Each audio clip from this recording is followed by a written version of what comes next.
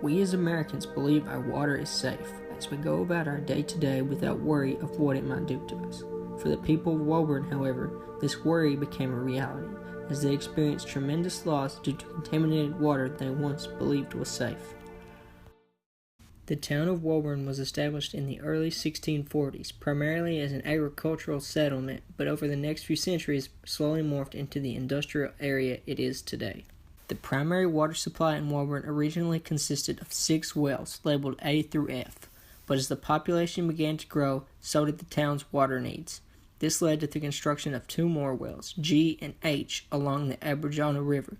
This location, however, was directly situated next to a heavily industrial area, which made it a prime target for the dumping of chemical waste.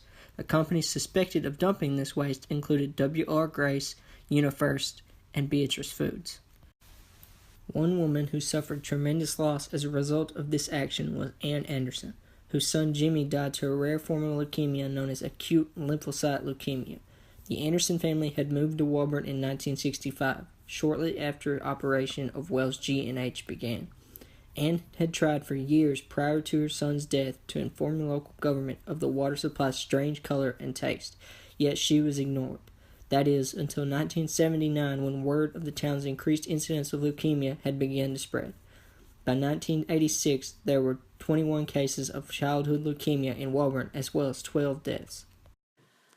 An issue with the drinking water was brought to the public's attention in 1979 when Woburn Times, a local newspaper, released a report about barrels full of chemicals that were buried near the city water wells H and G that were found to be contaminated with trichloroethylene and a few other industrial solvents.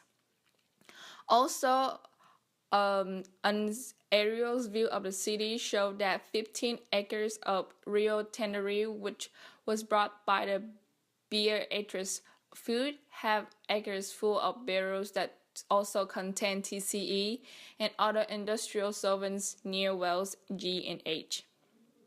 This company disposed of the chemical waste their company produced improperly, which soak into the groundwater and enter wells on G and H. Soon enough, a cancer cluster of rare leukemia in children of Woburn became relevant in the city. TCE and W.R. Ray's cryovac division were held responsible for the family's losses. What is trichloroethylene, TCE? According to the Agency for Toxic Substances and Disease Registry, TCE is a known human carcinogen, a cancer-causing agent mainly used as a solvent to remove oil or grease from metal parts.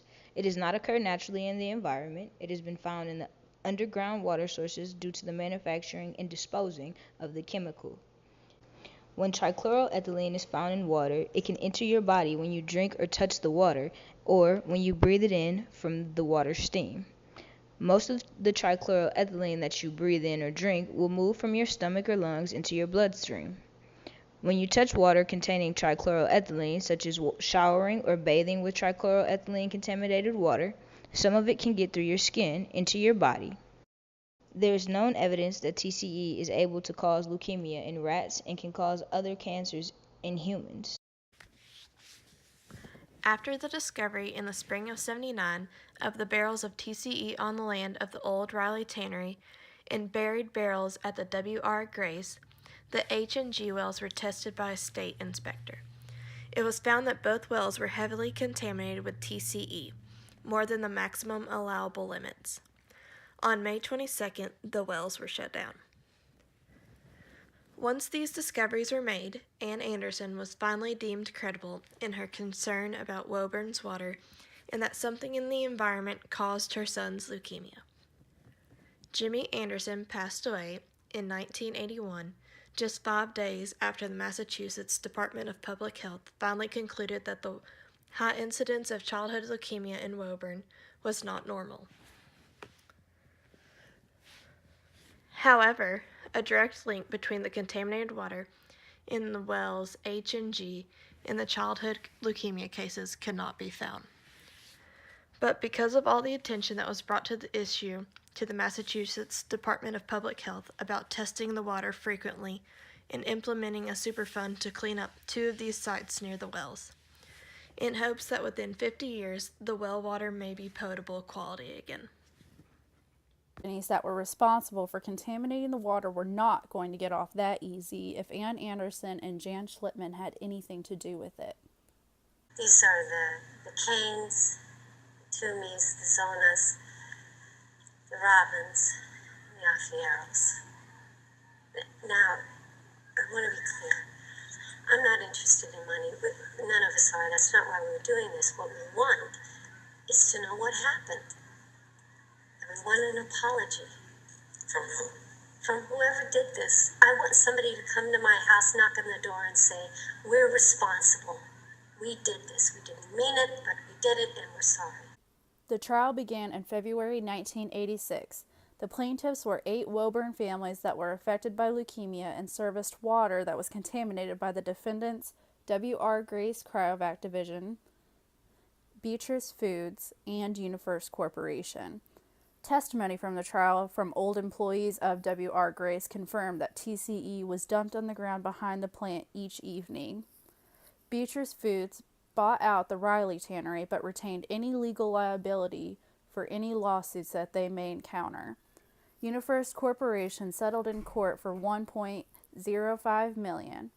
By the end of all the trial phases that occurred, W.R. Grace was held responsible for contaminating the wells G and H and settled with the plaintiffs for $8 million. The Woburn, Massachusetts incident has brought attention to our society today in the importance in making sure our drinking water is safe and tested frequently. It also has created more regulations for companies that work with chemicals on proper disposal of these chemicals and keeps them in check, unlike in the early 1950s. I'm Brittany, I did the research. I'm James, I did the visual.